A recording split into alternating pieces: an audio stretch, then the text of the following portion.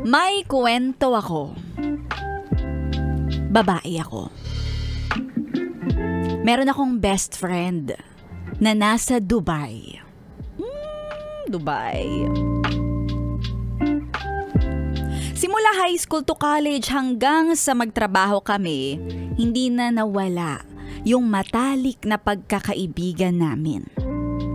At ako, na nandito sa Pilipinas, napag-utusan ako ng best friend ko. Nabantayan ko daw ang boyfriend niya para hindi makapanloko. Makapanloko, scammer. Sabi niya, BFF, eto lang naman ang lambing ko sa'yo habang nasa abroad ako. Total, lagi naman akong may padala sa'yo. Wow, may suhol! Sabi ko nga sa best friend ko, ay nako, busy ako sa life, no? But, isang araw, nag-chat sa akin ang best friend ko na nasa abroad. Binalita niya ang nakakagimbal na kaganapan sa kanila. Dahil nag-away sila ng boyfriend niya habang magkausap sa phone. At yung pag-aaway, alam ko na to. Yung pag-aaway, nauwi sa paghihiwalay. This time, pinagsabihan ako ng best friend ko kung pwede, kung may time ako, puntahan ko daw yung boyfriend niya na broken-hearted. Ay, alam ko na mga patutunguhan ito. Baka lang daw kasi kung ano ang gawin.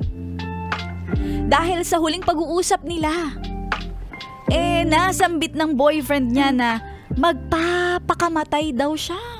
Uy, narinig ko na rin yarn.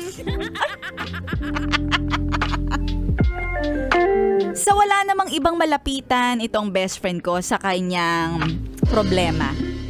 At ayoko rin naman na nag-aalala siya habang siya ay nasa abroad, di ginawa ko yung pinag-uutos niya. Nag-chat ako dun sa boyfriend niya at nangamusta. At nag-reply din naman agad. Sabi nga nitong boyfriend niya kung pwede daw, ay magkita kami. Ay!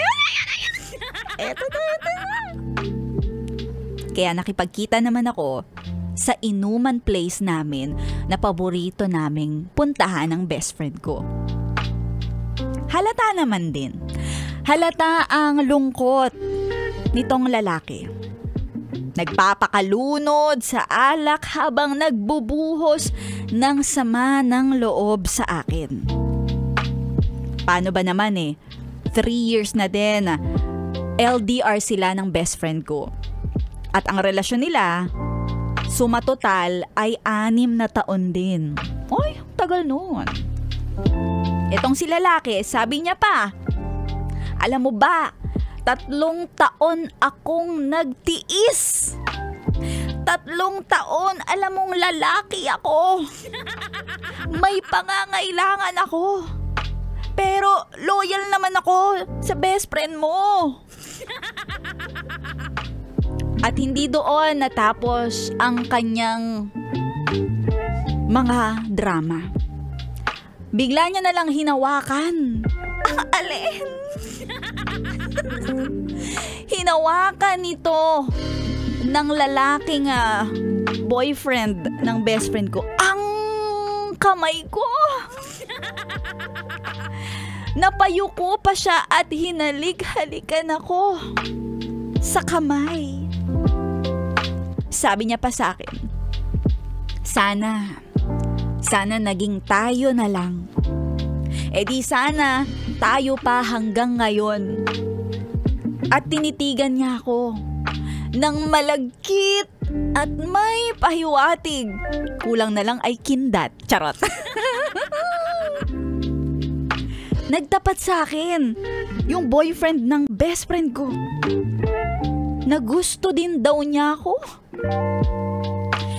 At syempre, hindi ako makapaniwala.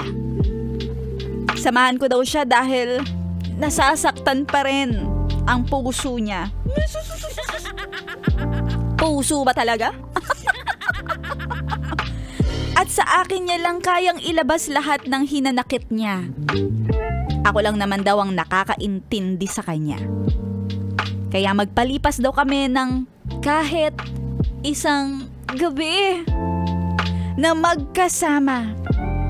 Sabi niya pa, alam ko naman daw na gustong gusto ko rin ito.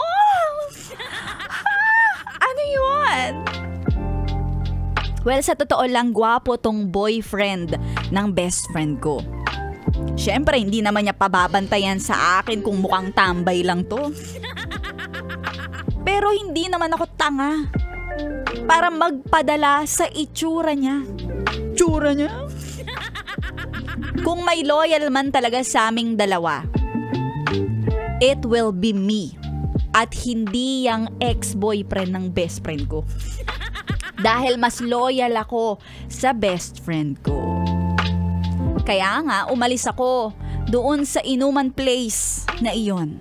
At sinabi ko sa kanya, alam mo, huwag ka mag-alala. Makakarating lahat sa best friend ko yung mga pinagsasasabi mo. At saka, single mom man ako. Hindi ibig sabihin nun ay marupok at kayang-kaya mo nang paikutin ang ulo ko. Yan.